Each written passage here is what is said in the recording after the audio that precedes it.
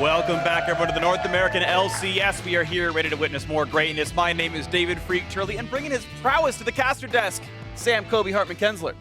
Hello. Good day. Well met, Freak. Well met, absolutely. We're jumping into our second match of the day, and it's Team Envy versus Phoenix1. And the big news coming into today's game is that due to some personal obligations for Inori, he will not be able to play this week. And so, in his place on Phoenix1 is former Cloud9 jungler Meteos playing in the starting lineup. Very true. And Meteos, we talked to him a little bit, and he dropped everything as soon as they asked to scrim with the team. So he's actually had some time scrimming with the team. But I was just talking to him backstage as well, and he was very happy, but he was also fairly surprised. And I was like, "Oh, you're playing in the LCS now?" And he's like, "Yep, I guess so." So he hadn't been playing a ton of solo queue recently or anything, so he's kind of just jumping back in there. Luckily for Phoenix1, he is a guy that's played on the LCS stage many times before, so he won't have those same jitters. Thing is, though, he's fitting into a Nori spot, and Nori was a very big part of the way that Phoenix1 played the game, right? Nori is this aggressive jungler. You see the champions there on your screen. He was playing the Kha'Zix, the Rengar, the Elise, these high damage junglers. Basically his damage per minute is the main stat. That's a lot different. Whereas Meteos, when he was playing, tank junglers were a lot better. He also really prefers this style where he watches a lot of VODs and he tries to come up with jungle routes where he can get an extra camp over the enemy jungler. Right. And that's his big one. Like, he's out farming you by counter jungling or eliminating a couple scuttle crabs that you would want to go for. So it's a bit of a different style. We'll see if he does adapt it to this new season and tries to play more damage oriented, or if he just plays the same old Meteos. Yep, and it's going to be interesting because the safe thing for him is they've got an easy first test. They're up against Team Envy, who haven't looked all that good so far. So you feel like if there's any match you can walk into, it's the one where you have a fairly easy opponent. Exactly. Start off with the bottom place team for his first match here, back on stage. But looking forward, he's going to have to up it very quickly to Cloud9 later. As of right now, though, Team Envy, let's talk about them a little bit. They actually have been doing decently in the early game. They have decent early game stats. They actually have good gold leads as far as the early game goes. But once you get past that 20-minute mark, and you can see the huge drop-off there at gold at difference at 30 is a tremendous loss for them. Their late game has been very shoddy, a lot due to not setting up around these objectives and then losing team fights around those objectives because they don't have the proper preparation. So we'll see if Phoenix1 are able to punish them because Phoenix1 have been on a bit of a slide after a really good start to the season. They started 4-1 and then started dropping a couple games. So they definitely want to restart their season as well. Yeah, absolutely. So now we see what the players are. Let's get into the starting lineups, and we're going to start with the blue side, which is Team Envy. Let's call them out. Seraph up in the top lane, Lyra in the jungle to be Meteos' test today, Ninja in mid, Apollo in the bot lane with Hakuho beside him, Coach Dylan Falco. That is Team Envy. And on the red side, it will be Phoenix1. Up top is Zig. In the jungle now, Meteos subbing in. Mid will be Ryu, bottom will be Arrow, support will be Adrian, and Coach Fly on stage. While Meteos is subbing in, he was also traded to the team. So we'll see how this does develop later on down the road, but definitely excited to see him back in the LCS, a familiar face and a familiar personality as well. Absolutely, right? It'll be a fun guy to talk to if they do come out with a win here, right? You talk about, that he's actually been traded over the team. Cloud9 had to sign a new sub, so like Bunny Fufu's on the roster now. Not that it really means a lot, but the fact that he's over means, you have to shift up the rosters and whatnot. He's tearing up a little bit, all the old Cloud9 members. It's 4 old Cloud9 members now who are no longer part of Cloud9, and what's great is you kind of complete the saga because now Meteos will play against Sneaky on the, I think it's Sunday's match. So just everyone's battling each other, brothers divided against one another. How dare they even do this? But we are ready to go into picks and bans. Team Envy at the bottom of the table, 1-7. Phoenix1 has been sliding, but sitting at 4-4, still puts them in a tie for 4th, I believe. Very fitting. And they do look very strong still, right? To me, Arrow, top 2, if not the best AD carry in the league right now. He's so at home with the Jhin Varus meta. Very accurate with his skill shots, and he's had a very high damage per minute as well for AD carries, which is definitely huge for them. Ryu as well has worked really nicely here in the North American LCS and had a very nice transition. But yeah, we'll see if they can turn around here.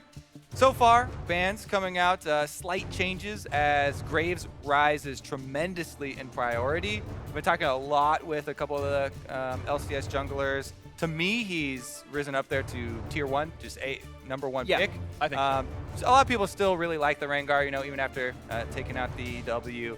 But definitely deserving of taking that spot in the ban phase. We actually are going to find both of them on the ban phase here, but all the lethality 80 carries are still available.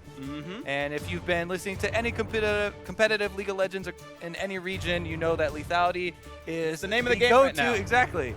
We'll see multiple Edge of Nights probably on both sides. And right now, yep, a couple more locked in. Kha'Zix, more significant nerfs than the Rengar, in my opinion. Pretty big damage nerfs. Okay. Large win rate hit that he did take. And when you're playing the champion, you really do feel that difference. Yeah, absolutely. In a late game full build, you're losing about 10% damage per Q. Then obviously the cooldown difference is pretty meaningful as well. Locked alongside that, Kha'Zix, that will be, of course, Media's playing it. He's locking in the top laner for Zig, which is a Maokai, so hasn't changed much Phoenix 1-wise. His champions all kind of making sense as far as picking them early on. Yeah. The other thing, though, I want to touch back on the Kha'Zix, because specifically Kha'Zix was one of the ones that Medios mentioned to me when I was doing the alt stream a couple weeks ago that he had not been keeping up with as far as the new meta. And he was like, yeah, I'm playing a bunch of Warwick and Vi, and it's having a lot of fun on stream. But we're like, yeah, Kha'Zix is a new hotness. You need to evolve your W early on, and we'll see how he does perform with this champion, because that's one of those damage-oriented assassin champions. Funny to say assassin, because a lot of the builds also involve like Black Cleaver and Hex Drinkers and stuff. So those are getting changed a bit bruiser, but that's true. He should be going full lethality here. I mean, back when Kha'Zix was a jungler in Medios' time, it was bruiser. It was when R gave damage reduction. You rushed Hex Drinker every game, so that's kind of fun to see. He has played the champ better before.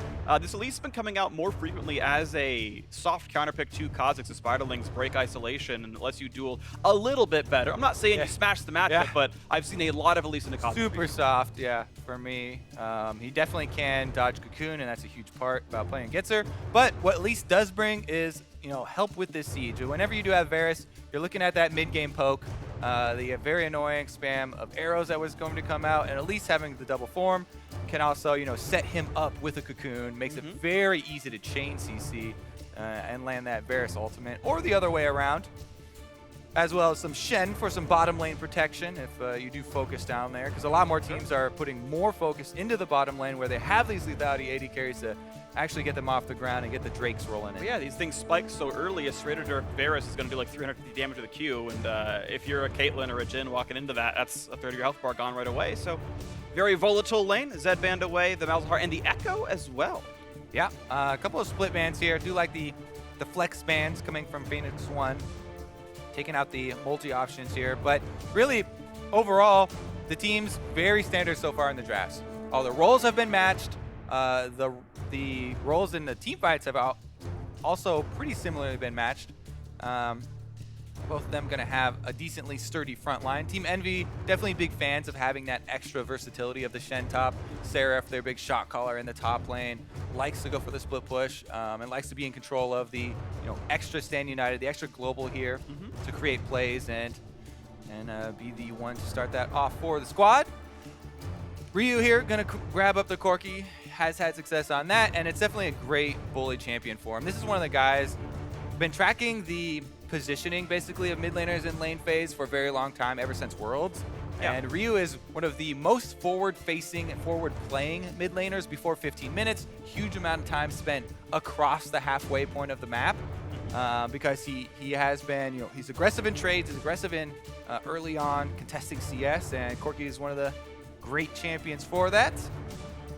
Absolutely, that's going to be the pickup for him. And now we wait as Hakuba once again reprises his role on Zyra. I know last week we had the stat where never won without the champion, and since they lost more games, that's still true. But, worth noting that they banned away the pocket Nami from Adrian. The Zyra still being picked up, but that is one of the champions who received nerfs. Of course, she's not been picked nearly as high priority, the Zyra, but still clearly worthy of picking as far as Envy is concerned. And they're going to round out the lineup with Azir. Has been seen as a counterpick to Corki and will show up again here doing that. Also setting up some decent siege here. We mentioned a little bit with just the Varus and Elise showing, but when you add in the Zyra for counter engage as well as Azir and the Wall of Soldiers, quite a decent amount of disengage here for Team Envy if they can get to the point, which they have been, towards that 30-minute mark. and we'll see if they can actually execute in the team fights, because Maokai, no matter how many disengage tools you have, he's very difficult to keep out of your team, and usually finds a way in.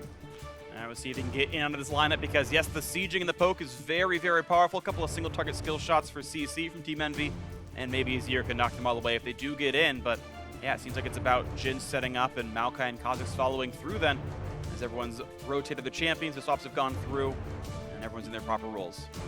Yes, sir. The last pick there was that Misfortune counterpick for Zara. Everybody's super familiar with now. Yeah. The extra speed and killing plants off, but also you do have to worry about getting snared up by the Jin W's. You know, Misfortune, whether it's support or AD carry, the level 6 ultimate can really take you down. Hurts a whole lot, so things to be aware of for sure. Adrian bringing out the Misfortune here into this one alongside Arrow in the bot lane, and as the time ticks down, the coaches shake hands and walk off the stage for the first of up to 3 times here today.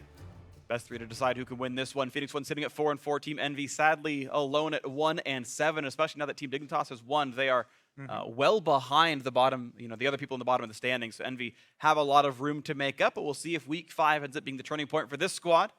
We know the players can be good enough. It's just about the team actually playing well enough to get the match wins. Yes, and we shall see how well Meteos does with Phoenix 1 here in the debut.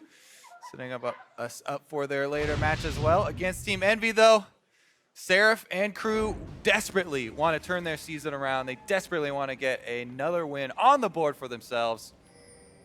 All right, and the gates are opened, and here come the champions onto the Rift. Phoenix 1 in the red, matching their home colors. Envy in blue, also the same, so that's kind of convenient. And we'll see how Meteos subbing in for Phoenix 1 in the jungle can make this work out well. Now, Meteos plays his game. It won't be seen really in the early game impact. In fact, Phoenix 1 more often killed for first blood than they've gotten it so far this season, so they're not expecting really insane early ganks in the absence of Inori, but we'll see how it turns on later on. That being said, if we do see it, I'm a huge fan of Kha'Zix plus Maokai combo. Maokai brings everything that Kha'Zix doesn't. Kha'Zix brings almost everything that you can want in a champion. Damage. Great. Tons of damage and mobility. But Maokai is the one that's going to bring that root as well as the follow-up knockup. So Zig can very well set up ganks, even on someone tanky like Shen. And they could combine for early action up there, but you're right. Other than that, I would expect them to wait for a package. One of the big things about Corki, and especially if he's going to be versus Azir here, I think that Ryu actually has a lot of freedom as far as the early game goes, and we'll see what he does with the early package, because that is definitely a strong playmaking tool. All right, well, to get ourselves ready for the game and the mid laners trade blows, we do have a quick sideline report from Pastry Time. Take it away, buddy. Thank you very much, Freak. Had a quick chat with Coach Fly over on the P1 side. I asked him about the draft. He said he thinks it went pretty well. The fact that they were a little afraid to play against Rengar and LeBlanc meant that he felt like he got a bit of an advantage in the ban phase. When I asked him about patch 7.3, he said things changed a little bit, but not too much. And in general, despite the changes with the patch and with Meteos, he's feeling confident. Back to you guys. Good signs already. I just want to touch on what we just saw on screen there, because one of the big parts about jungling is doing the neutral camps. A lot of people do ignore it, and they just kind of face tank them and don't really plan out their routes that much. But Meteos here on Kha'Zix, starting the W for the small Raptors. You get a lot of bonus experience from every small camp. People have heard that quite often due to your jungle item, but starting off with the W and killing off all the small Raptors will give you the level 2 in time, so you can level up your Q on Kha'Zix just in time for the big Raptor to be isolated. And it's actually not a super difficult camp to start on. It's a very efficient camp as far as the total experience that you're going to get out of your own jungle in the first clear. And like we said, this is the style of Meteos. He grinds out smaller leads at a time. Smaller leads that are more consistent. Rather than going for those big ganks, going for the riskier first blood and maybe giving up one of your camps in return for that attempt at trying to influence one of the lanes. Well, we do have a difference of style already. Lyra did a pretty simple 3-camp clear, Raptors into red into Krugs, recalled for a machete and went back into the lane. Meteos is hard clearing the entire jungle except for Krugs. It's going to be a later recall for him, so they've made some small differences. We'll see if they pay out anything later on. And actually, I'm very surprised that neither of them went for one of the Scuttle Crabs. Usually, to me, especially on your first clear, Scuttle Crab is a very big part of your early jungling path, but very clearly, since Midos left his Krugs up, that Maokai Kha'Zix combo is an option, as that will be the area that you go hesitate toward on this map. And maybe they will be cautious, because face checking a bush with an Elise in it is the very dangerous early game pattern that she really does rely upon, and that's one where she can out-duel a Kha'Zix if you get hit by the cocoon into an easy combo. It's one of those few situations where she'll take you out. Yep, and I don't think they have any idea where Lyra actually is. No one should have seen the Scryer's Bloom be hit or the explosion afterwards, so now they know that someone's up in the top side, but they could just think that that was Ninja, because they saw Ninja leave lane, but they still haven't quite seen Lyra. So far, nothing picked up, though, and level 4.5 Elise has cleared the exact same camp, skip an extra Scuttlecraft that Meteos has, finds him in the jungle, lands the stun, triggers Thunderlords, and has a 300 health lead. Now, usually you'll see the second half of the Elise combo completed, where you go into Spider form for execution damage, and since the first half of the combo does so much damage, you get a decent amount out of that Q. However, Meteos was so deep in his own jungle that Ryu would be able to get there first, and mid laners, more power in those little jungle skirmishes early on than the junglers do, so just goes for the safe chunk onto Meteos and then tries to kill the Raptors. But man, Ryu is actually getting punished heavily under his turret, and that might dissuade Meteos from going for this little skirmish. Ooh, nice root onto Arrow. A lot of damage there. He's got to pop the heal. Still nearly loses his life for that one. Actually, yeah, plenty of punishment there. No one pulling aggro, and really nice trade for the Envy duo lane. Yeah, Varus is stronger in lane phase here, even though the misfortune is picked up in counter to Zyra.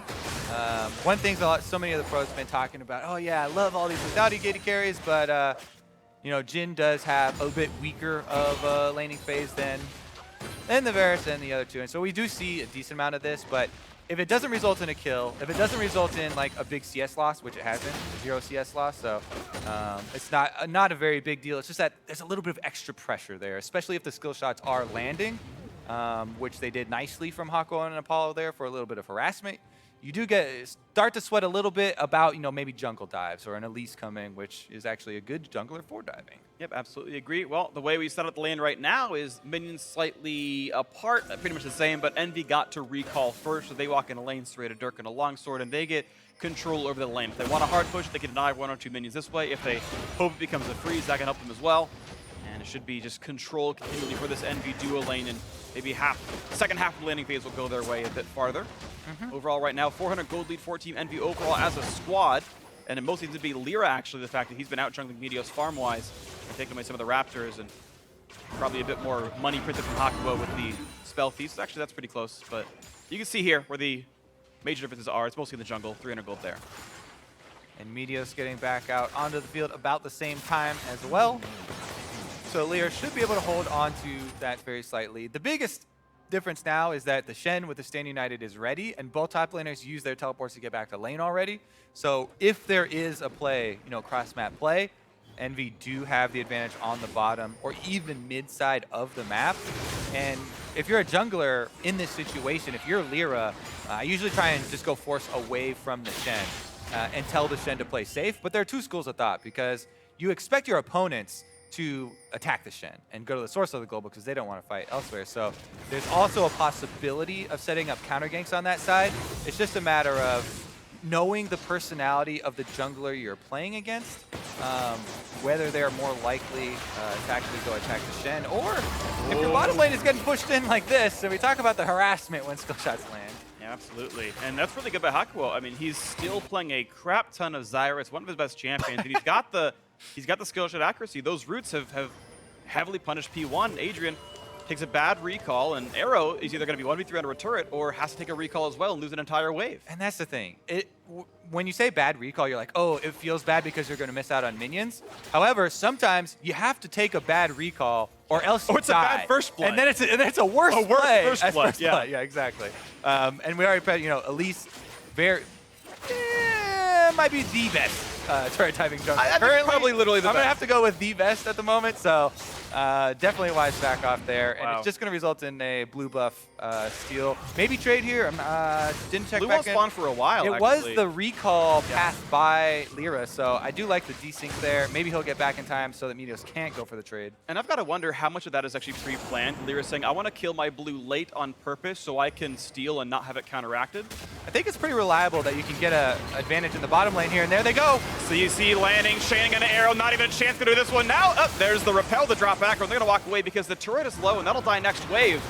Pretty much perfectly executed tower dive. Adrian's got to hide again, and looks like it'll be first blood and first turret for Envy. And this is, you know, something that we talked about with Envy. They have been able to accrue early game leads, even up towards 20 minutes, mid game as well.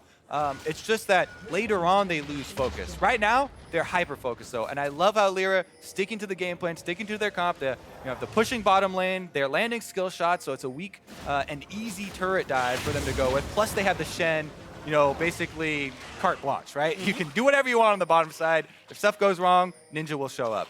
The Ninja, not necessarily the mid laner, but they do get the first turret plus the kills. You know, first goal, first blood, first turret, everything here on the bottom side. So really good start for Team Envy. And we talked about, you know, the different forms of long range CC. Doesn't matter which one lands first, but there you go. They're able to easily chain them there, and there's nothing that Adrian can do to get out.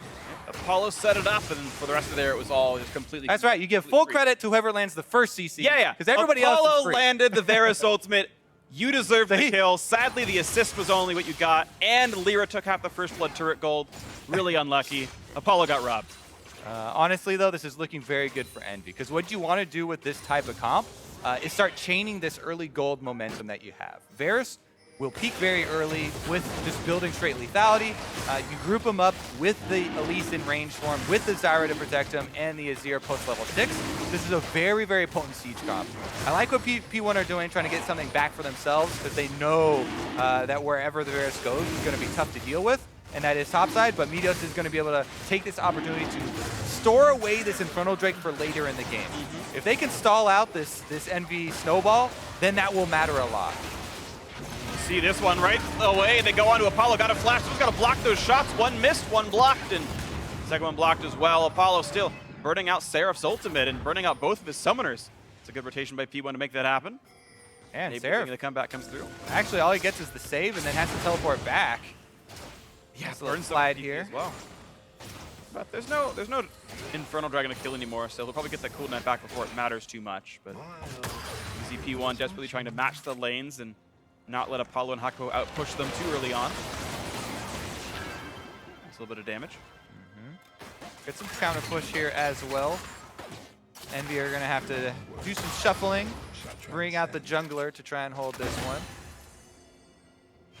Maokai now does have the teleport advantage, but because Seraph used his so early to try and get this lane shoving, it would definitely cost P1 if they really wanted to get a counterplay going on the other side. TP advantage, something you have to worry about, absolutely. We know the Maokai can be insanely tanky with Courage the Colossus, and no one's really got the damage to kill him this early on. A bit of a more defensive opening for Ninja with the Negatron Cloak, so he'll take a while to scale up. Yeah, I mean, Ninja with a defensive opening, but Zig with a very offensive opening on Maokai. Second of the triple rings here. Yep. Meteos get snared up! Oh, the knockup's there, but he's able to flash and leap away. Takes the exhaust as well, and not the worst trade of summoners. Yeah, I mean, there are wards deep in here on the Raptor camp, and they haven't been able to clear these out. I'd expect a control ward purchase here from Meteos immediately as a reaction. He does get one. Already tried. But that's something as well, that no longer can you rely on Raptor camp smites for clearing out that brush. You'll see most teams get a lot of early control wards in there just to protect against things like that after you know you've been invaded on the red quadrant. Currently, though, Envy still have a lot of deep vision. Almost all of Meteos' camps are warded up. They even have one on the Wolves as well. Ninja gets a huge chunk. And he's got no ult, so ooh! Oh! Corrupting Potion! Flash R, dodge the Cocoon, just barely. Lyra still on the hunt. Not gonna find anything to repel to and not go for it, but Ninja very nearly going down. Yeah, Ryu, super aggressive move there. He's lucky that Lyra missed that Cocoon in his flash over. Yeah. I think, yeah, Lyra definitely needs to hit that, because that would be a super big aid in snowballing, as Envy already had this gold lead, and that would, taking down Ryu from the mid lane would really get the ball rolling once again so they can pick it back up. And we talk about getting the rest of these outer turrets for them. They want to have that time to go reset, purchase, and then they can siege up and start their Varus arrow spam. Yep. Well, he's going to be trying it from the top lane right now. We're watching Meteos actually roam it to the top side as well. Phoenix One still suffering this 2,000 gold deficit, but again, they have that earlier Infernal Drake to buffer that a little. But it is Envy taking their almost expected early game lead and seeing if they can turn that into much more. It's been a weak season for them so far, but... Why are they not in the same bush? It's a bait. Behind bush number 2! Oh my god! That did matter! Nothing to do about that. All right, that's a good kill. Adrian didn't need any extra range on his Esports. Yeah, perfect. They could have got a little extra damage, but there you go. It works out. They're able to get the surprise kill on top side and a little bit more damage on this turret. So once again, Phoenix One here do have a bit of extra pressure, but Envy call Lyra over just to clear out the minions.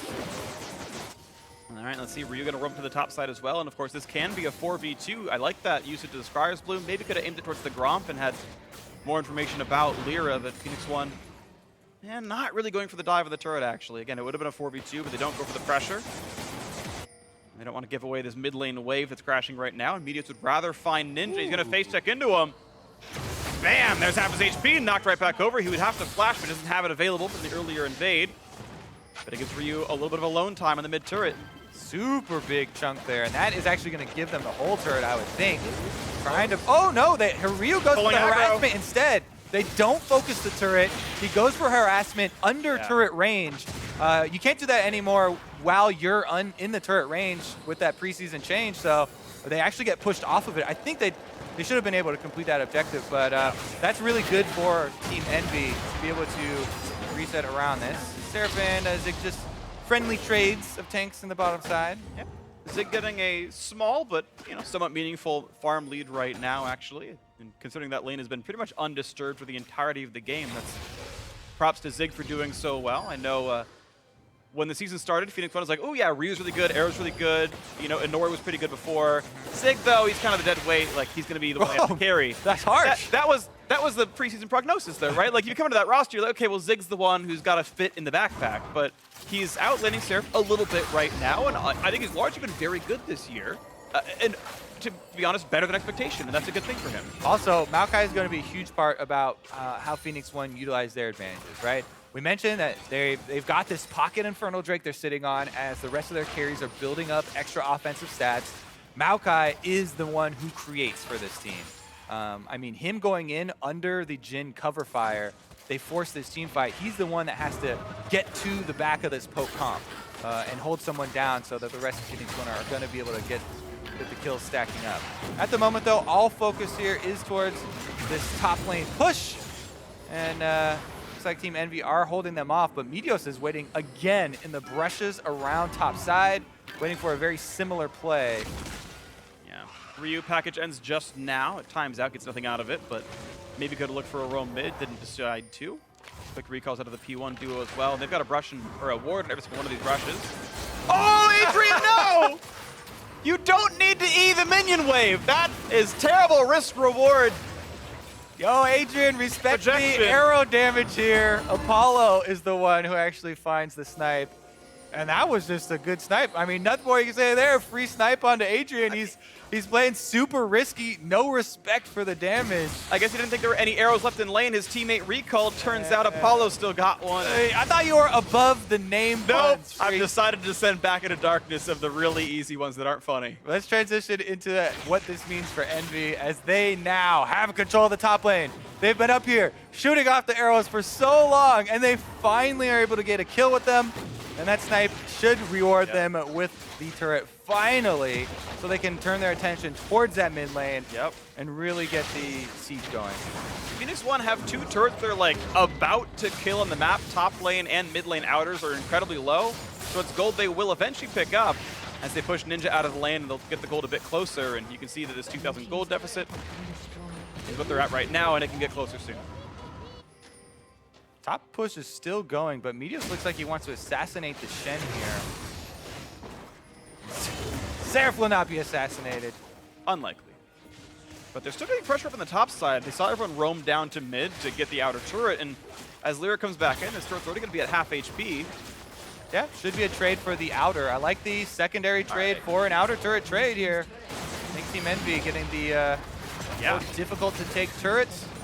Pretty happy with that one. And this is heartening for Team Envy fans, where they've just been able to, or been unable to capitalize off the first 10-15 minutes of the game. Now they're actually making good objective trades. And the thing is, they actually have decent stats up until 20 minutes as well. It's actually later than yeah, mid-game has typically gone okay for them as well.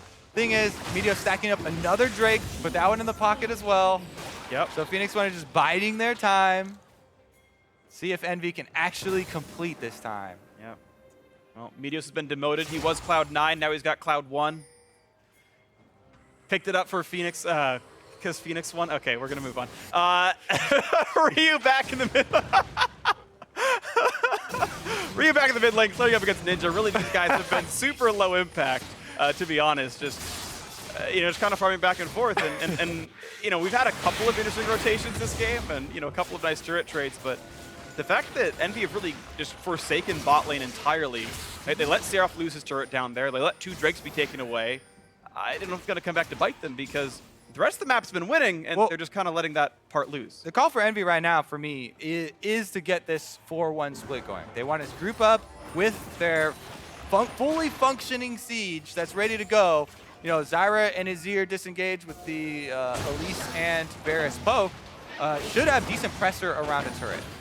Yes, you still have to worry about everything coming out from Phoenix One. With Ryu, rocket spam, if one of the rockets hits, that can set up a Jin W. And you do have to kind of keep these things in mind and still watch your positioning. But I think the advantage still would be over to the NV4 group if they did group up like that. But Ryu has been just defending his mid turret, just not letting any control of the minion wave go over to Ninja at any point. So has not really been somewhere that Team Envy can focus on. Maybe now finally, after they got bottom lane shoved out, looks like they are turning their attention there. Meteos headed up to take a look at Seraph this time around. It looked pretty decent. There's no turret easily to run to, and suddenly Seraph's on the wrong side of this one. Trying to run to his team here as Elise is coming up. Yeah, but the rest of P1 are coming in as well. They're not too far behind. Stun's going to land immediately. He turns invisible, I believe, just in time to buy a bit more. Now can he leap away? That's on cooldown. Still heals up, still running towards the brush. And they try to reveal him. He jumps away. He's going to stay alive a little bit longer, but Lyra finally turns him around. Now how's the trade kill going to go? Ryu dangerously injured. Zig chunked out of the front line. He only has a flash out also, and that is a team fight win so far for Envy.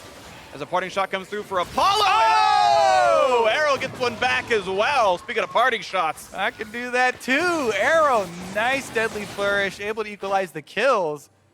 And this game still teetering here because Phoenix won with the extra Drakes. Actually feeling very good about the direction we're going. Look at this.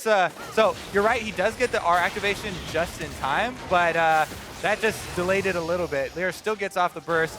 This is the impressive part to me. The loop-de-loop runs the opposite way you expect him to go because he's trying to juke you. They do end up getting him anyway, but he bought a little bit of time, and it's enough time for Arrow to land a bunch of Jin bullets onto Apollo, and then he follows it up here with the snipe. Barely. Hako does not, backtrack a little bit to try and walk in front of it. That's kind of hard reaction, I guess, to have, but he could have probably saved Apollo there if he had done the stutter step. Yeah. Apollo was looking for it. He tried to run towards Hako. He's like, please, bro, take this one for me. I'll get you next time, I promise. But that's just every Zyre player in a nutshell, right? They just want to be the carry. He's like, if you're dead, I get the minions. Yeah. It's all about me now. My KDA looks better than yours. And that's just every mage support ever. Ryu wanted to knock down this top lane outer. Not much of a trade in from Ninja on the mid side, actually. And looks like, yes, Ryu will actually equalize the turret score. So keeping the game pretty close. 1,300 only the deficit. Phoenix One have clawed back in, and they still have those earlier Drakes. Root onto Lyra. Hako coming back in on this one, though. Zig pretty tanky. Now the chase on a Ninja. That's going to be a nice stun. Arrow landing a lot of those shots and gets one finally. The bullets come through. Now the re-engage on towards Meteos, rooted in place, has nowhere to go. The CC lasts about 7 decades. He does get out of that one. Standing Eye is available. Ryu's pressuring Seraph, but they're making the call to try and help that turret and not use the Stand United to take the numbers advantage. He could have gotten away. I think Ryu, especially with his Trinity Force, would have melted through the turret. interesting to debate whether that call would be useful to actually go for that team fight. And if you think you can actually catch them if you stand united in and trade that for a turret. But they make the call to save it, maybe for a later date where they don't have to give up a ton of turret pressure or something to a Trinity to force Corki that will probably take it down quickly. Yeah, they do have to react to this, and I want to see if Phoenix1 keeps playing the split push style. Ryu, as you mentioned the stats in the pregame, he's always very aggressive, always push past the mid line. I feel like I see Ryu split push more than almost any other mid laner as well. That guy is constantly looking for the individual advantages and the individual map pressure, and standing up to Corki is going to be hard. Again, he's a very good turret killer with that aforementioned Trinity Force. Hex Drinker makes him harder to kill by the Elise and the Azir that are most likely to square up against him at some point. And I feel like Ryu's in a very good place to take a lot of control over the mid game. Yeah, I'm a huge fan of early Hex Drinkers, especially when not only the mid laner and jungler are AP, but there is AP as well on Varus and Shen. Plus, you have a mage support, so tremendous amounts of magic damage he's facing. And the value of the shield early on Hex Drinker is actually just insane for the amount of gold it does cost. So definitely get a lot of bang for your buck on that early purchase. Speaking of bang for your buck, Ryu making me sad not getting Rapid Fire Cannon next. It's okay. I mean, it's also so good at killing turrets. Yeah. I really do think that, and there's some Corki players who do build that one after Triforce. I think over time people will learn that's the better build, but it also is decent when you're facing, one of these NV comps that looks like they want to siege up and they have a lot of long range stuff. Anytime you get them extra long range on your Trinity Force one shot, like that's a huge chunk of life out of one of these squishy range members. Right, because you get the Triforce attack on it as well. Like, it's just 600 damage from 800 range, and turns out it's pretty meaningful. But Meteos promoting himself, looking for a second Cloud Drake here in this game. And honestly, it's been 3 straight games of Meteos solo taking a Drake and no one even trying to stop him. And this feels like very strange. Lyra slowed down. Final shot does come through, but he's tanky enough to walk away. Has gone for a tankier build on this Elise. Deadman's Plate helping. Ninja Tabby as well, but Ryu survives through the chains from Apollo, and Phoenix1 is getting closer and closer in this game. Gold deficit now below 1,000, and again, triple Drakes. It is that worrying trend for Envy as you get closer and closer to that 30 minutes, start giving up more and more, not using the early snowball to really push themselves past the maybe 3/4 way of the map, and Phoenix1 are really gaining control in PvE style here. As you mentioned, Meteos continually soloing out the Drakes, as well as the Fan of Wards now got pretty much the full river lit up, and they'll be able to see Envy as they start to get a little worried about the Baron area. Worth pointing out the gold lead right now for Team Envy. The 1200 gold lead is almost exactly just Lyra's advantage over Meteos. That's basically where the advantage lies. But Meteos has been effective without the gold. He's got the 3 Drakes. Yeah, exactly. Can't really complain. And that doesn't mean much. It's a little bit of extra health on an Elise. The He's got a giant spell. Ooh. The Elise is a little bit more tanky now. That's not going to really change the team fight. Whereas Arrow going to come in as well. Ulti's up in about 20 seconds for Arrow, and he can maybe get a bit more done with that one. But Apollo lost his summoner heal off of the aggressive plays out of both Ryu and Adrian, so they are losing some map control. Next Drake up's going to be mounted. It'll be the last of the elemental Drakes this game. Nice little play. Adrian gets rid of one of the blast cones inside of the Envy jungle. Doesn't need it, just wants to get rid of some of the options. Worth doing that in your own games, by the way. Meteos handed a blue buff where he didn't want it. Never feels bad to get that kind of stuff. Edge of Night, of course, in the build. And we'll see if Meteos goes more damage or more tanky. I think they really only need frontline at this point, but really up to him. Yeah, I mean, he can go more Bruiser. As of right now, you feel super confident just with the Edge of Night shield and even reduced CC duration after that due to his Merc Treads. But I am a super big fan of Black Cleaver on Kha'Zix. Yeah. Adds a lot, the best of both worlds. Plus the extra cooldown reduction is huge for him.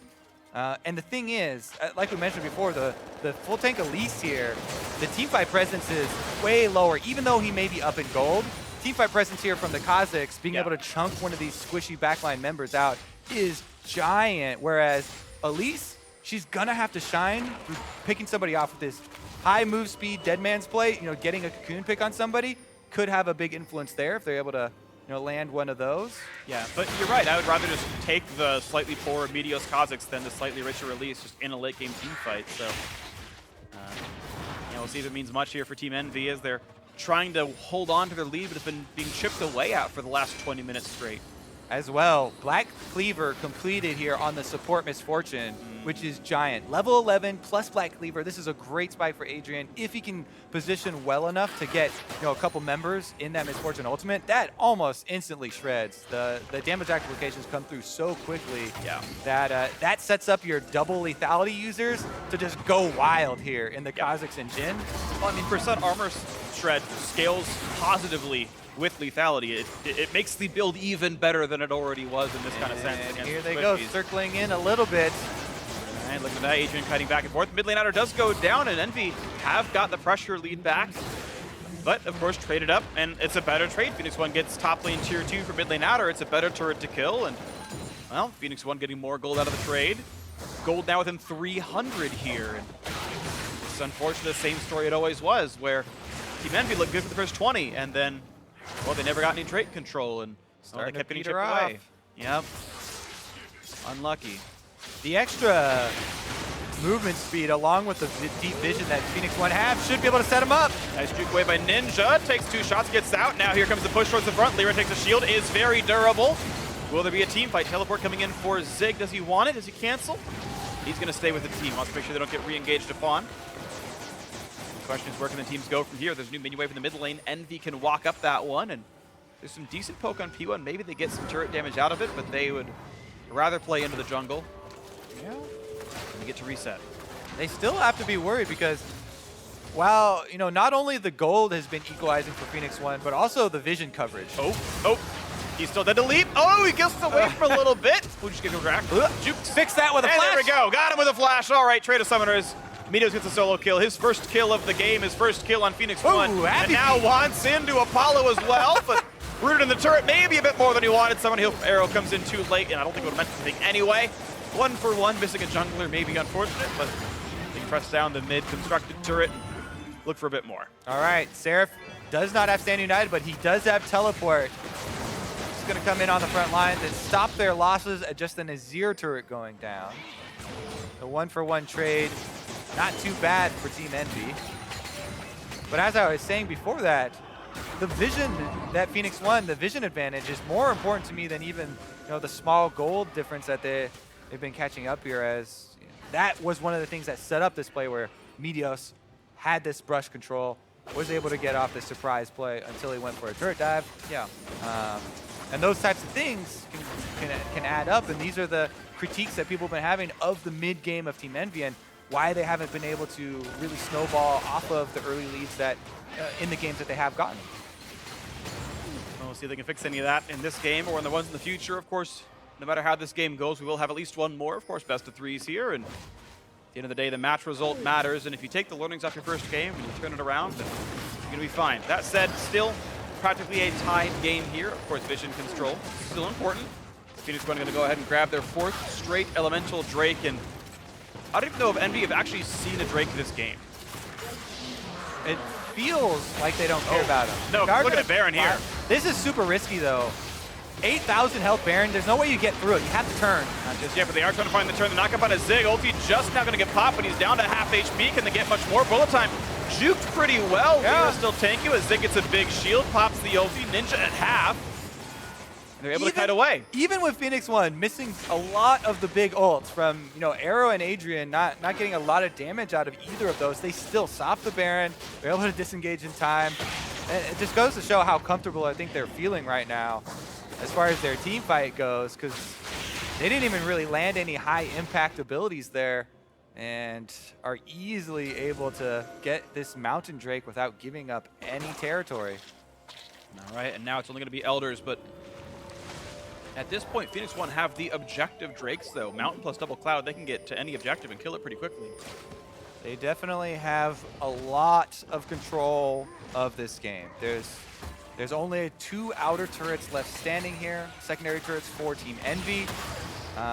They don't have a whole bunch of defensive vision. And once this locket gets completed on Maokai that Zig is building, their team fight just goes insane. He's already incredibly tanky on the front line.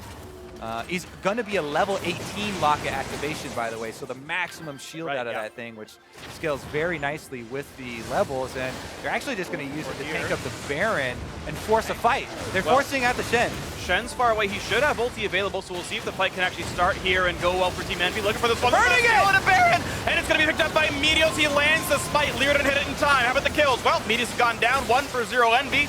Looking for Zig in the front line, does have flash, not gonna pop it yet, wants to bait him through, jumps in, and the re-engage comes through, but Adrian has died. 2 for 1, 3 for 1 so far. Zig's gotta run, Arrow, the other one alive here, and that's a team fight victory for Envy. They've gotta make something work off of this Baron take though.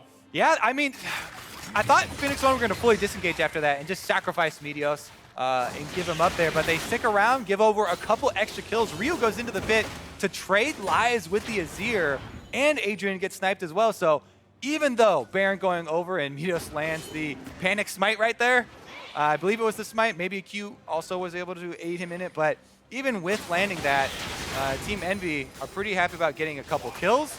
It's still definitely an advantage for Phoenix 1, but it could have been bigger.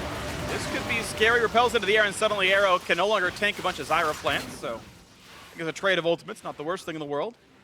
But really, Envy, off of the 3-1 team fight, only get a couple of mini waves and a reset. Yeah, let's take another look, because we've talked to Meteos for years, and he absolutely hates going for smites like this, where the enemy team's half inside the Baron pit. You have to, panic smite it, like, expect a lot of damage. He does not like going for those, so I don't know what the comms were like in this Phoenix 1 little Baron here, but they also, after even winning that smite fights, yeah, go in for the trade there inside the Baron pit and kind of opt in that one. Regardless, they still have Baron buffs left on 2 members, so they can use this to push. Still, I would say an advantage for them if they're able to get decent usage out of this Baron buff and push up, but not the ideal scenario they were hoping for when they started that play.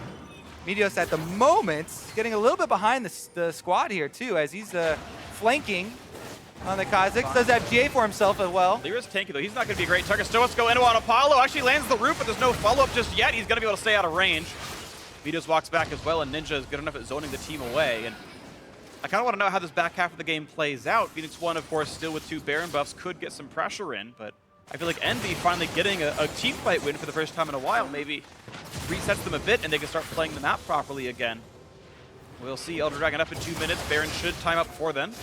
About a minute difference. Azir turret number 2 is die, but that doesn't really mean too much. See, Phoenix 1 can siege mid-tier 2, but sieging against Azir very difficult. His reach is great, and nothing much to be gained here. Yeah, Phoenix 1 can regroup after this, get the minion wave shoving again. Maokai does have teleport. He's ready to team fight over and over and over. That's all Zig really wants at this moment, so keep your eyes out for these deeper wards from Phoenix 1. There's a couple in the jungle right now. As they're trying to control the waves, there are 2 sides where Zig could teleport to flank in from. And if he comes in from the backside, Meteos is also trying to find his way into these brushes. Even though they have the Zyra and the Azir that we talked about for counter engage, if the Maokai's coming from one angle, the rest of the squad's from the other, it makes it really difficult. So you can't really allow yourself to get pinched with this kind of squishy backline, and that's what Phoenix 1 are looking to do. And we'll see if they can pinch that squishy backline after all. Seraph, of course, continuing to play the split push game himself. Titanic Hydra and a Sunfire Cape, about as good as that's going to get for minion killing, and has once again grown his minion lead over Zig, so that's flipped a bit. Still want to see if Zrot Portal comes through. I think it's great on Shen. We'll see if he does it. But maybe Envy can split push the way to victory if those engagements ever do come through. Right now, Phoenix 1 just sharing amongst their 3 marksmen all the farm in the mid lane.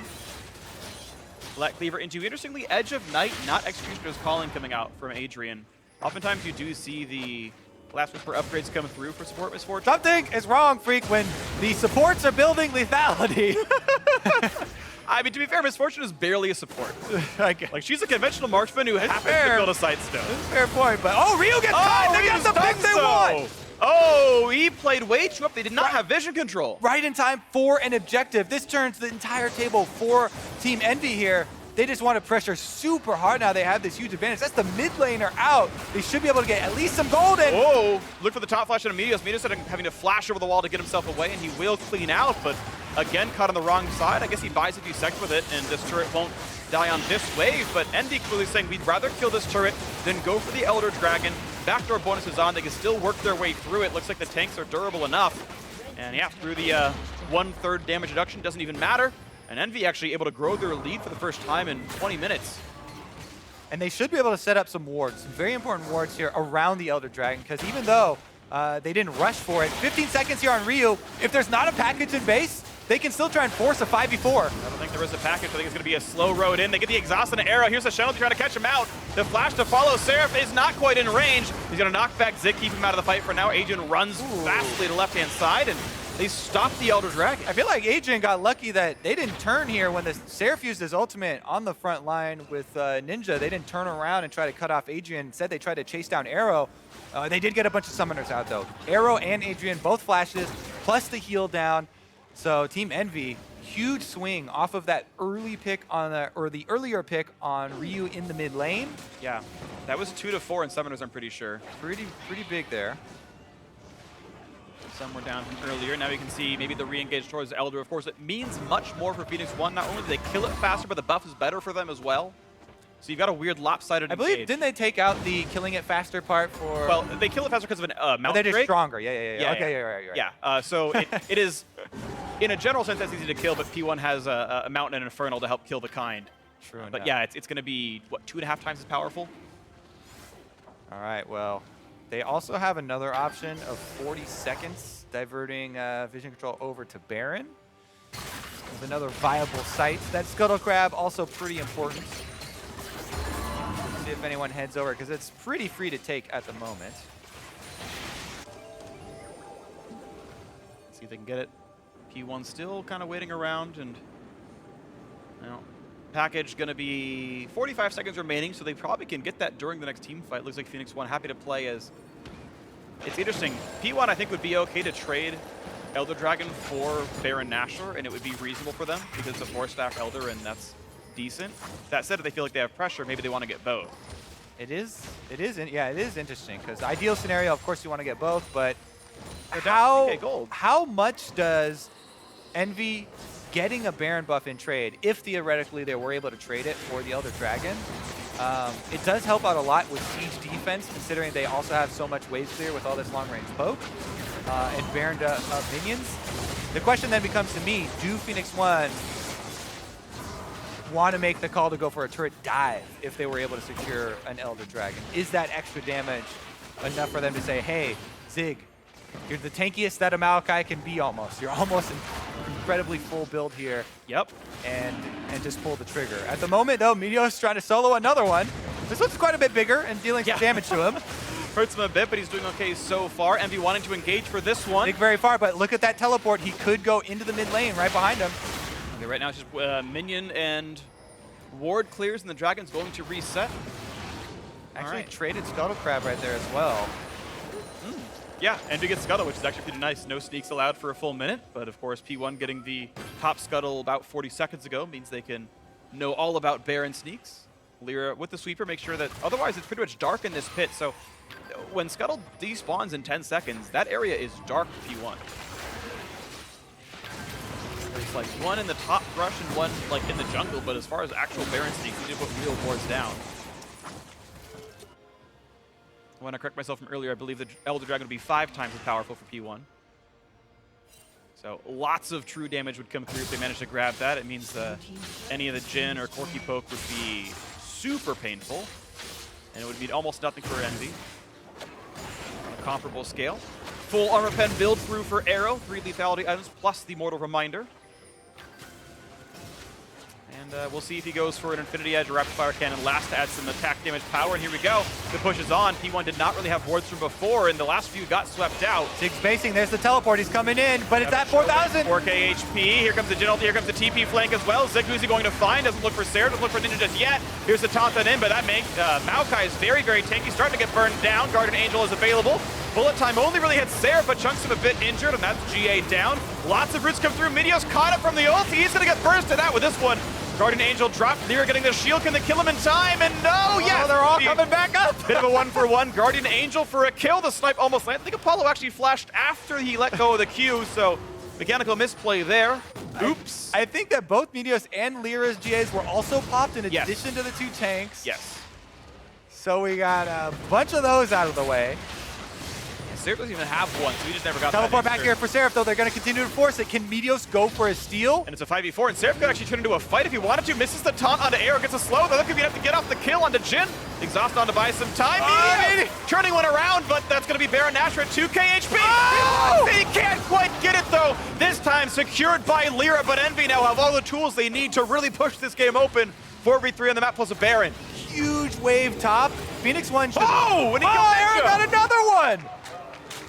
Aero trying desperately to keep his team in the game.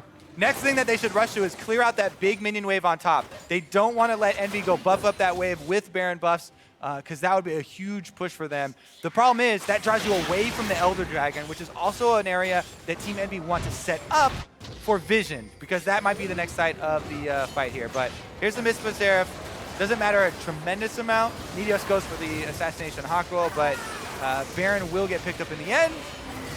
Even though he does get in here for the attempt. 900, oh man, he almost got it, yeah. Well, Lyra seemed to combine his damage pretty cleanly. There wasn't a lot of time to land that smite in between the bursts, so. And then of course that was really nice. Yeah, when combining your damage, you usually want to get your spell animation going first, Q then smite, because your smite is very obviously instant. And almost all of the spells, will have at least some animation. So be careful comboing, smiting first, then using the ability, because that's where most of those steals come from, and then you get flamed for, oh, you're Kha'Zix with isolation damage. How come you didn't? It's really interesting to kind of think about on a very micro level. We'll talk about that afterwards, because there's a fight for Elder Dragon coming up. Here we go. 5,000 gold apart. Baron buff on 3 of Team Envy. So let's quickly review the problem that Phoenix 1 had in their last team fight, though. It was Zig teleporting in and going in, but no damage near them. So Team Envy got a good second of pure DPS on Zig, which even though Maokai in stand-up 1v1 with Shen is a bit more tanky, there's no DPS on the Shen. So they got a huge lead as far as tank health went.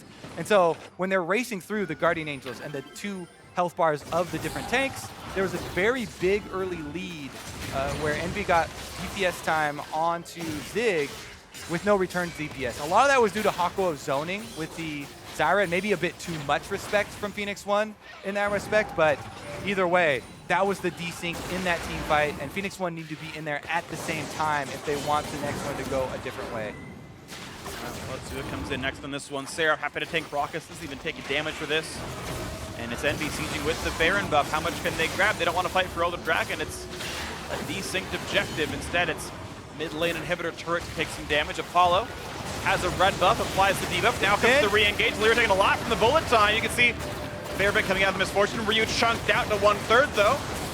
And out go the tanks. Meteos knows better than to really dive into this one, and won't find much more, but that is a reprieve gain for Phoenix 1. Yeah, so this time around, Phoenix 1 were able to gain the health advantage on tanks, but Apollo sniping the backline took out a lot of the confidence of Ryu, taking some health down, as well as Meteos. So taking a lot of the threat out, and here they go. Looking for the play. It's going to be actually pretty outplayed by P1. They get away from most of the knockbacks, but now Zig locked up at the front line. Too much damage coming through. Azir does 1.5 million, and Seraph somehow gets killed on his lane opponent.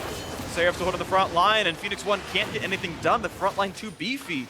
The Ninja really putting through a lot of the damage in the team fights here. Full build Azir, able to get in there for the play as well. And he's got the confidence of the Zonias plus the extra health. So Envy patching up some of their late game stuff. Back-to-back teamfight victories. Another objective for themselves. They still haven't gotten inside the inhibitor turrets, but this is looking so much better than almost all of the late games of most of their games so far this split. Yeah. They're still on course. And I gotta say, it's heartening to see we're here in week 5 for the halfway point of the split, and teams starting to turn their seasons around when they looked bad before. You can see really nice mechanics to dodge away from the CC there, but at a certain point, you can still kill Zig. Yeah, good, twisted advance to dodge the Azir wall, but then he doesn't immediately flash, doesn't respect Seraph, doesn't think Seraph's gonna land this taunt on him. So you can't taunt, or you can't flash after the taunt because all the damage is done and he dies anyway, and now he doesn't have flash as well. If you make that play, you twist advance and you avoid it, you need to get out of there immediately, use your flash early to gain that distance, and That's what cost him his death there. Plus, now he doesn't have that extra tool for engagements. No flash on the Maokai. Yep, that's a mistake. If you're willing to flash, do it before you take all your damage, and unfortunately not the play he made there. So 7,000 gold lead, Elder Dragon up onto 5, and Team Envy looking to finally crack the inhibitor wall. They got the early game lead. They let it slip for a little while, but they finally came back in the end game. And they're gonna keep that going. 6 outer turrets all gone now.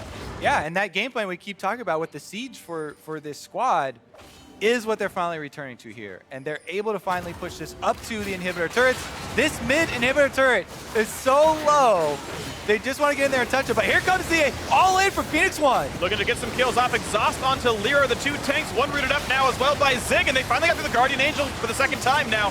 Ninja is in the mix, though, does plenty of damage, and no one can quite get back on a Lyra. Maybe it's going to be the curtain call for it. They almost failed to block, but they're going to get the rest of the shots out of the way, and actually misses 2 of the shots anyway, so not too bad. Ryu forced to cut away from the Hakuho Stranglethorns, actually. Buys a bit more time, and look at this. Envy right away going back into the bot side of the map. Deadly Flourish buys a little bit. They see Hakuho on the side. Zig, does he want in? Answer is no. And a quick TP for the flank. Seraph has rejoined the fight, though. Full HP on the Shen. And Meteos, even though he has a Guardian Angel, is not in a spot to really dive into the team. So it's an inhibitor turret take, and you know, a decent enough battle for Team Envy yet again. Slowly but surely, they're chipping away. Problem is that Phoenix1 do have the power to win one of these team fights. And we're getting late enough in the game where one of the team fights is exactly what matters. And you can run it all the way back down. 50 minutes in, pretty much everybody is full build here, changing out slots for where's my control ward slot. The supports are keeping around, one empty one to stack up as many as they can of those as well. 3 scrying orbs actually for Team Envy to try and help them in those situations around Baron where they haven't had time to set up beforehand, so they can do it reactively a little bit. Yeah. If we talk about full builds, though, I really like the Hakuho has gone for Void Leandries. Obviously, it's a lot of damage onto him, but I really wish Adrian, instead of going for more lethality, had gone for Last Whisper, because he's only bullet timing the tanks. He's bullet timing 200 bonus armor tanks, and 15 lethality from an Edge of Night. It's very different from 35% armor pen from a Last Whisper. I feel like he'd have more effectiveness with an anti-tank focused build slightly more, but nitpicky. It's not going to be the reason they win or lose the game, really. All right, I'll remember that to see if Adrian gets off some amazing time on the back take line. it back. If he one-shots Ninja, I take it all back. And hey, if that happens, then good for him, right? Like, if he gets the shot, then that's cool. Adrian face tanks a piercing arrow. Meteos taunted up by Seraph, has Guardian Angel, jumps away, though, and the re-engage comes through onto Shen. Bit of damage on Apollo, disengage, have to run away now from Hakuho. Can't quite land the root, but still plenty of damage coming through. Now the curtain call once again onto the front line. Seraph taking some shots. Ninja as well, trying to thread the needle and hit him in the backside. Package getting Ryu away, nearly died. Super low health bars on Phoenix1, a couple of low ones on Team Envy as well, but still feels like advantage. Blue team, 8,000 gold up, and map control remains. Too much tank, not enough damage. We keep having these disengage team fights.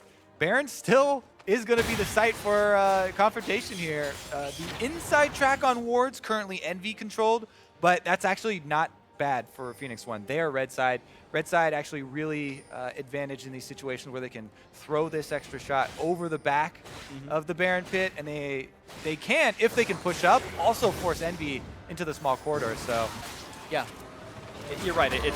It's harder to choke red side out of the Baron pit, and we know these junglers have gone 1-1 so far in Smite battles. Both have managed to secure no steals, but they've both been in range twice on Baron, and objectives like it. See if Meteos can make the all-star play in his Phoenix1 debut. He's had an okay game, but I feel like has been largely out-jungled by Lyra. I mean, if you focus on the PvE aspects, he had a heavy focus on the Drakes. He also did get a couple of those wraparound ganks on top side. So, you know, definitely some influence for both of them. As of right now, if he gets this Baron sneaky, then that would be a game-changing play. The rest of the team, of course, showing on mid lane. Maybe they don't think of it, but you can see them walking over. Lyra's like, wait a second, they're on this. Adrian chunked down a half as well from the poke. He's got a respect piercing arrow from Apollo. And he barely gives him it. Is it getting caught up on the outside? I don't know if they want to all in on it, though. He's getting chunked down, half health. Yeah, he's already used Logger for this. Wow, actually blocked up by an Azir soldier? I didn't know that even existed, but he couldn't run away, and I'm pretty sure that was from Arise. today I learned, I guess. But Vig's gonna have to recall and TP back into this maybe. As Worth Seraph's it. split pushing in the bot lane pretty nicely. Inhibitor There goes we go. down. First inhibitor of the game. Team Envy get that. Now they're onto the Baron yet again. They know they've got the map pressure.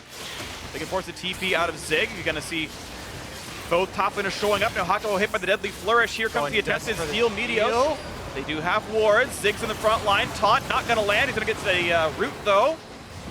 Seraph holds the front line. A Baron's gonna regen. The minions are going to kill a Nexus turret if left unattended. So Envy don't have to force that Baron. I like the call to back off and just call Phoenix 1 bluff here because the minions are doing a lot of work for them inside the base, and they can just return to this. And not only that, they have an inherent TP advantage. If you trade Summoner TP for Summoner TP, Seraph can still stand united in, and now Zig has to walk. And as we all know, trees don't move very fast, so it's going to be hard for him to show up in time. And there are some subtle things that lead us for Team Envy right now. Retaining this 8,000 gold lead, which, okay, at this point we can ignore because the builds are full. But at this point, I feel like they are winning on the map, and they have the tools to close this out. Now it's more about, who has their Guardian Angel passives ready? Who has the extra control ward down before the fight starts to set up the pick? And currently, all 4 Guardian Angels active, so we may have another scenario where we're burning through the front line, trying to just race through tank health and get to the earlier activations of those.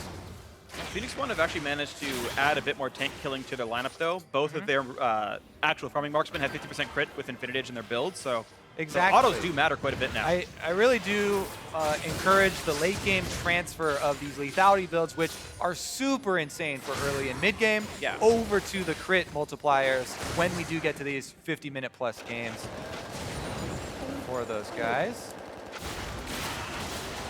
600 damage crits on Super Minions out of Corki, but here we go. Once again, the attempt onto Baron Nashor. Ryu is...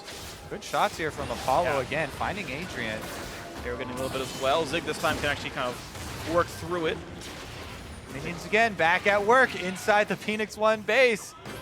Yep. Ryu kind of has to go back and forth and try to take those things out. Mid lane, outer turret, version 3 taken down this time. Once again, onto the Baron. They're just Envy inviting Phoenix 1 to misplay here, looking for the opportunities to poke, looking for the damage output.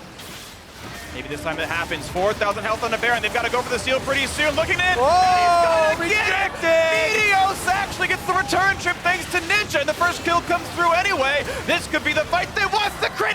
1,900 damage from Arrow. Takes down Akuho. Meteos taking it up. He's going to be fine. Guardian Angel popped off as Seraph, and this could be the fight that Phoenix 1 needed. They rise from the ashes. Are you kidding me with that? I want to see that replay. No. They're going to chase down Apollo here, and this is probably going to be a push-in to end the game, but I got to see that replay again because my gosh. Ninja got the Azir wall, rejecting Meteos, but I think he got close enough To land the smite. And grab the Baron buff for them. So makes his way back onto the LCS stage. There you go. Made the game-winning play. This is going to be all she wrote. I feel like the respawn timer's 30 seconds long. It might be enough for P1 to close it out in the 57th minute. 11-11 in kills, still down 3K in gold, but I don't think Lyra can 1v5 this one. This is going to be GG. Looks in for Meteos, not going to matter. Down goes the Spider, down go the Nexus turrets, and Phoenix 1 had to work really hard for it, but at the end of the day, they take down game 1, and there's the man on your screen, Meteos. His first game on P1, officially part of the roster, steals the game-winning Baron. And after an hour, Are you 100% sure he got the credit on killing the Baron? Yes, I'm 100%. I looked down. It had to be Smite then. It was a Kha'Zix red square at the bottom right of the screen, and it said, Meteos, you are full of swag still.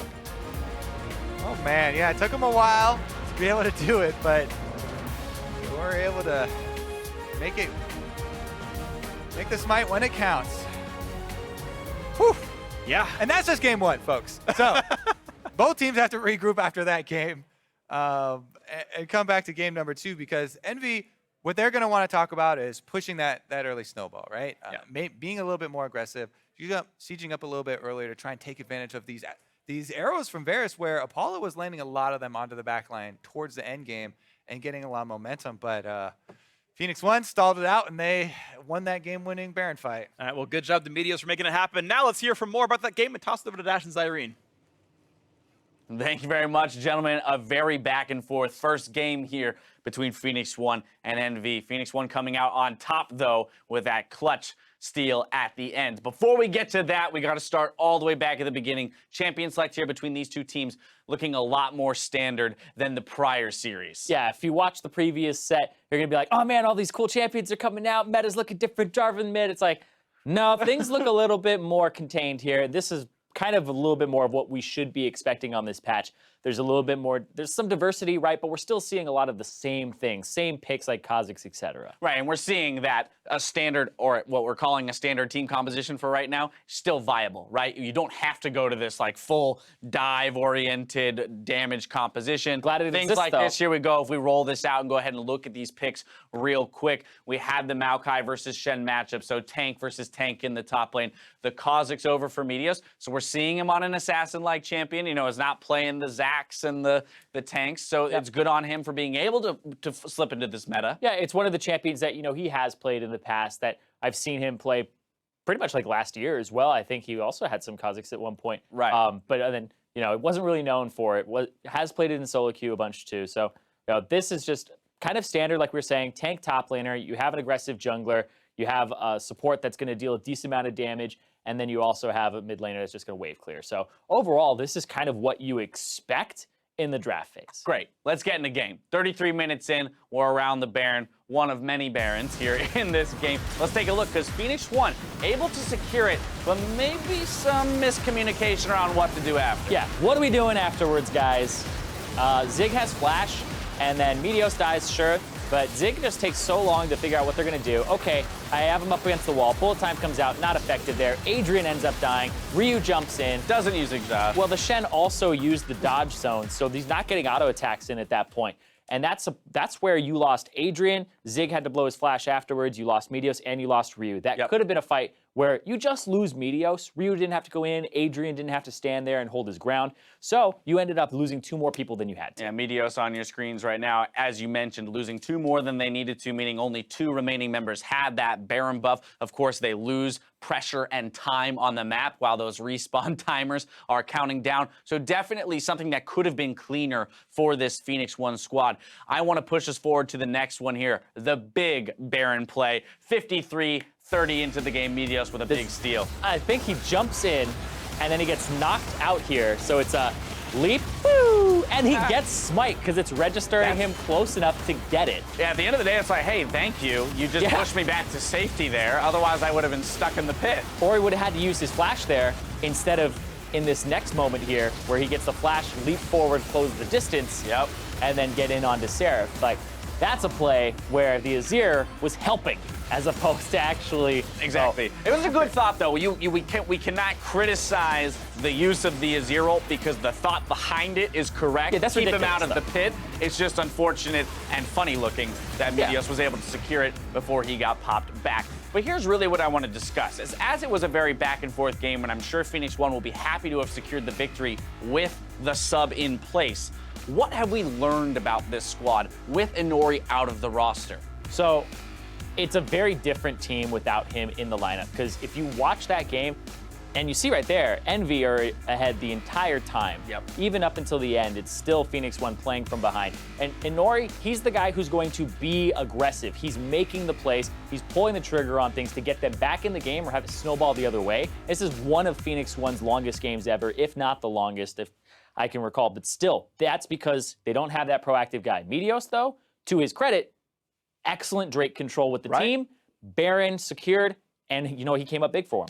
Yeah, in a goal disadvantage for the entire game, as you mentioned, secured all 4 Drakes. So that's really big, and then clutch play at the end. Now let's flip the table here and look at Envy once again. This is a match that you're walking into saying, hey, this is one of our better opportunities to win. I know they're an upper echelon team, but with the sub in, with very little practice, this is a team we should be able to dismantle. You had total control of the game, as you've had in multiple occasions before this with early leads, and yet it slips through your hands once again. Where does it come together for this Envy squad? Man, I don't know where it comes together, to be completely honest. They look really scattered. They have all the advantages you'd ever want to be able to work with. First turret, they're getting a lot of kills early on, and then it just slows down, and they allow the other team to play their game. And Envy aren't even like controlling objectives, right? They're not getting Drakes. They're trading 2 turrets for 2 turrets and a Drake going over, and they make that trade a couple of times.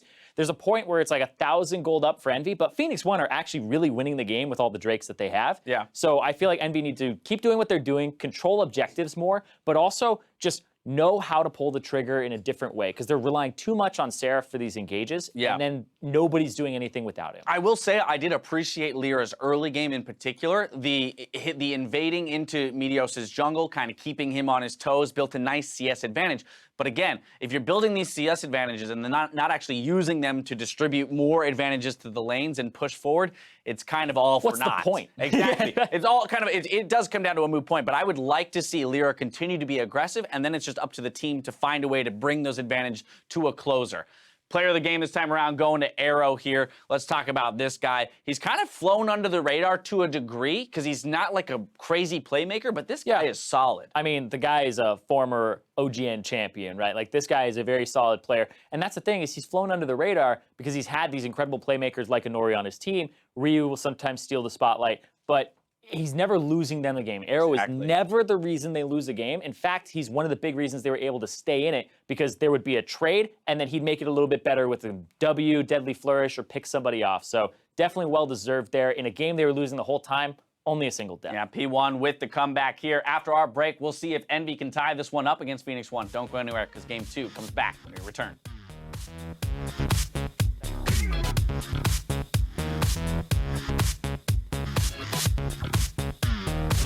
How does it feel, Meteos, to just come on stage right now? What time did you wake up? Just in time to buy a bit more. Now can he leap away? That's on cooldown. Still heals up. Still running towards the brush. And this, they try to reveal him. He jumps away. He's going to stay alive a little bit longer, but Lyra finally turns him around. Meteos gets a solo kill. His first kill of the game. His first kill on Phoenix1. And now wants into Apollo as well. But rooted in the turret, maybe a bit more than he wanted. Someone who Arrow comes in too late. Alice no A. I'm coming slowly. No, slowly. We can still win. I can flash. Can you go on Azir? Azir no flash. Exhaust on to buy some time. Turning one around, but that's going to be Baron Nashor at 2k HP. Oh! He can't quite get it, though. This time secured by Lyra, but Envy now have all the tools they need to really push this game open. This could be the fight they want. The crit. 1,900 damage from Arrow. Takes down Akuho. Meteos taking it up. He's going to be fine. Guardian Angel pops off as Seraph, and this could be the fight that Phoenix1 needed. They rise from the ashes.